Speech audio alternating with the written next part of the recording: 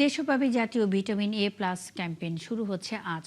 এবার প্রায় 2,41,00,000 শিশুকে ভিটামিন এ ক্যাপসুল খাওয়ানোর লক্ষ্যমাত্রা নির্ধারণ করেছে সরকার।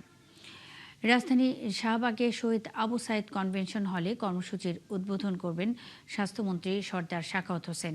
সকাল ৮টা থেকে বিকেল ৪টা পর্যন্ত একযোগে পরিচালিত এ কর্মসূচিতে ৬ মাস থেকে ৫৯ মাস বয়সী শিশুরা এই ক্যাপসুল খেতে পারবে।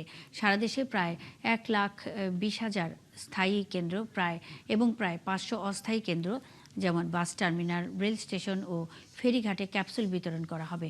প্রশিক্ষিত স্বাস্থ্যকর্মী ও স্বেচ্ছাসেবীরা এ কার্যক্রম পরিচালনা করবেন।